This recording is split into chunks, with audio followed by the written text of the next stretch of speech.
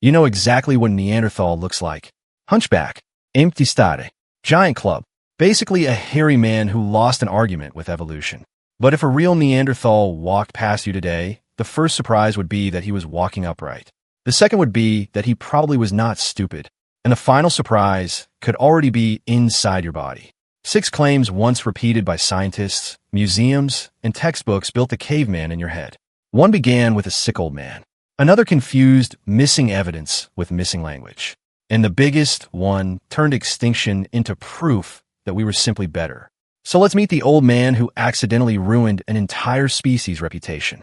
Line number 1 said Neanderthals walked hunched over. In 1908, researchers uncovered a Neanderthal skeleton at La Chapelle in France. He was old. His teeth were badly worn. His joints were damaged. His body had been battered by years of disease. Then the anatomist Marcel Boule reconstructed him. Bent niche, curved spine, head pushed forward, feet that looked suspiciously ape-like. And everyone loved it. Why? Because this was exactly what people expected an evolutionary loser to look like. At the time, human evolution was imagined as a staircase. Apes crouched near the bottom. Modern humans stood proudly at the top. Neanderthals needed somewhere to go, and this bent old man fit perfectly in the middle. Museums copied him. Artists copied the museums. Movies copied the artists. Eventually, you inherited the image without ever being told where it came from. There was only one small problem. The man was sick. The species was not. Later studies showed that his spine had the same basic lower back curve that helps you stand upright. Other Neanderthal skeletons confirmed it. They were short, broad, heavily muscled people with powerful chests and large noses, but they did not shuffle through Europe like gorillas with lower back pain. Put one in a jacket and jeans, and you would definitely stare. But you would stare at an upright man. Think about how absurd this was. One unhealthy old person became the official body of an entire human population. That is like reconstructing everyone alive today from one retired wrestler after 2 knee replacements. And once you make someone look primitive, what do you assume about the mind inside that body? Line number 2 said Neanderthals were stupid. Now, I could tell you that Neanderthals made sophisticated tools, but that sounds too easy. So let's give you a rock. Your job is to turn it into a spear point. Go on, hit it with another rock. Congratulations. You now own 2 worse rocks. A skilled Neanderthal started with a plan. He prepared a stone core by removing flakes in a precise order. Each strike shaped the next one. Then one final blow released a sharp flake close to the size and form he wanted. The tool existed in his head before it existed in his hand. And sometimes that was only step 1. Neanderthals attached stone points to wooden shafts. They also manufactured birch tar, a useful adhesive made by heating birch bark. Do you know what happens if you casually throw birch bark into a fire? Mostly, you lose your birch bark. Making useful tar required control. Then the toolmaker had to combine the stone, wood, and adhesive into one weapon that could survive an impact without immediately becoming 3 unrelated objects again. Look at what is hiding inside that spear. Knowledge of stone, knowledge of wood, heat, balance, repair, and most important, teaching. Someone had to learn the process well enough to pass it on. A spear was not just a weapon. It was an entire lesson with a sharp end. Neanderthals controlled fire, processed animal hides, moved useful stone across the landscape, and hunted animals perfectly capable of turning a human into a red stain in the snow. Their communities survived across Western Eurasia for hundreds of thousands of years. Were their minds exactly like yours? Probably not. Their groups were often small, and some tool traditions changed slowly. But if you can survive an ice age with stone, wood, fire, and no weather app, the word stupid has stopped explaining anything. And now we have another problem. If these skills were being passed on, how much communication did that require? Line number 3 said Neanderthals could only grunt. Unfortunately, conversations do not fossilize. We are never going to excavate a Neanderthal complaining that somebody ate the last piece of mammoth. But the body parts involved in speech do leave clues. A Neanderthal hyoid bone found in Khbra cave closely resembles yours. The hyoid sits in the throat and helps control the tongue and voice box. Neanderthals also carried important versions of the FOXP2 gene, which contributes to speech and language development. Reconstructions of their ears suggest they could hear a range of frequencies close to those used in modern human speech. Does that prove they told jokes, argued about politics, or had a Neanderthal word for awkward silence? No, it does destroy the old claim that their anatomy trapped them in a world of primitive grunts. Now, picture a hunt. One person moves downwind. Another waits behind cover. A third has to rush at exactly the right moment while everyone tries not to get kicked to death by a reindeer. Could you coordinate part of that with gestures? Sure. Could you run the entire operation using only pointing and aggressive eyebrow movement? Good luck. We cannot recover their language. But the mute brute was never supported by the evidence people claimed it was.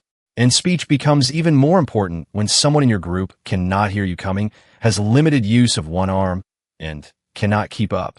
Now the story leaves the hunt and enters a cave. Line number 4 said Neanderthals abandoned anyone who became weak. Shanedar, one lived in what is now Iraqi Kurdistan, and his skeleton records a life that seems almost personally offended by him. He suffered a major injury near his left eye. He lost most of his right forearm and hand. He walked with an abnormal gait. Bony growths in his ears probably caused serious hearing loss. Now place that body in the Ice Age. No supermarket, no pharmacy, no softmatrice, no helpful little ramp beside the cave entrance. Food had to be hunted or gathered. Fuel had to be carried. Every move across the landscape happened on foot. How long would you expect him to last? Shanedar, one survived into older age. His injuries healed, and his degenerative conditions had years to develop. His bones cannot show us who helped him or exactly what that help looked like. Maybe others brought him food. Maybe he stayed near camp and repaired tools. Maybe he remembered water sources, hunting routes, or winters that younger people had never seen. We should not pretend we know. But survival with that combination of disabilities strongly suggests regular support from his group. Other Neanderthals also lived long enough for severe injuries to heal. Why did they help? Was it love? Duty? Respect? Was he useful? Was he simply theirs? We cannot ask them. But honestly, can you cleanly separate those reasons in your own family? That is what makes Shanedar one so powerful. You are not looking at a vague idea called compassion.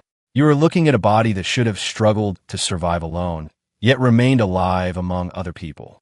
The hunched brute is now standing upright.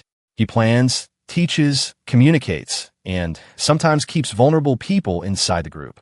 So where can the old stereotype retreat? Fine, maybe Neanderthals were practical, but they had no imagination, no beauty, no symbols. Surely nobody was making prehistoric jewelry. Please meet the eagle claws. Line number 5 said Neanderthals had no symbolic culture. At Krapina in Croatia, archaeologists found 8 white-tailed eagle talons in a Neanderthal layer dating to roughly 130,000 years ago. Several had cut marks. Their surfaces were polished and worn in ways suggesting they may once have been mounted together as an ornament. Now ask yourself a very important question. What practical problem does an eagle claw necklace solve? It does not keep you warm. It does not cut meat. It does not stop a bison. And eagle talons contain almost nothing worth eating. To get them, you must deal with an enormous bird carrying several knives on each foot. So a Neanderthal may have risked losing a finger to acquire an object with almost no survival value, except the meaning or status it carried. In other words, they were risking injury for fashion. Finally, something completely human.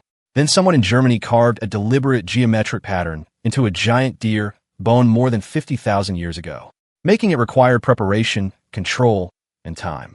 Modern humans had not yet reached that region, so the strongest candidate was a Neanderthal.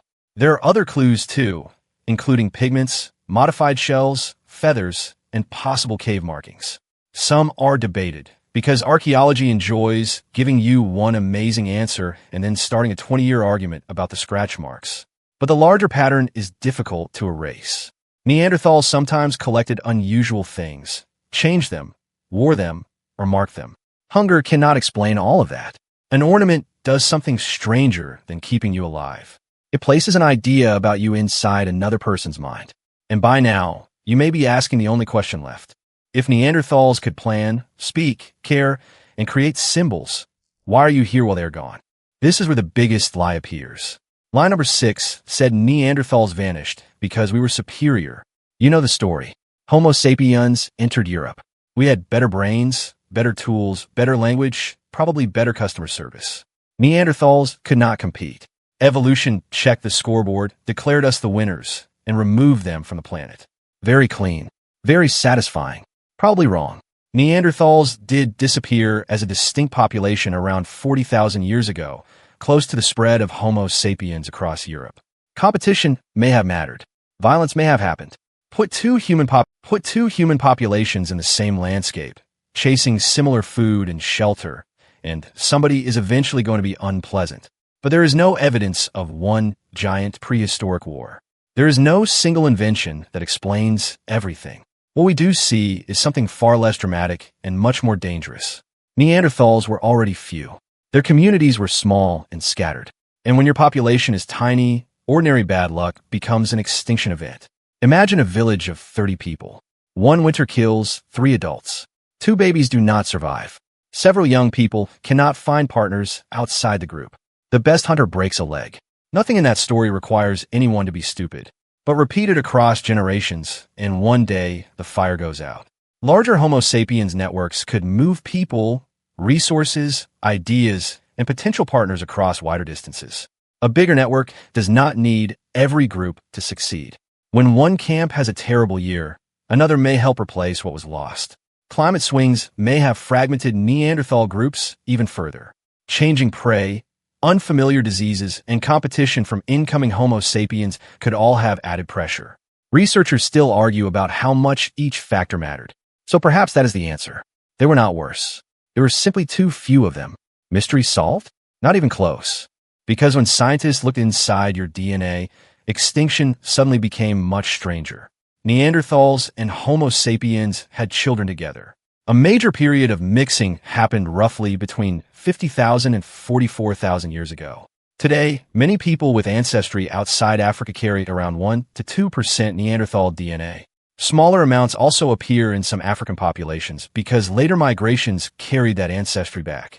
So if you are imagining Homo sapiens arriving, defeating every Neanderthal, and replacing them completely, your own genome may be sitting there quietly disagreeing with you. This does not mean you are 1 or 2% cave person. DNA does not divide your personality into neat little teams, and there is no tiny Neanderthal inside you waiting to emerge when someone blocks the supermarket aisle. It means some Neanderthals joined the ancestry of later human populations.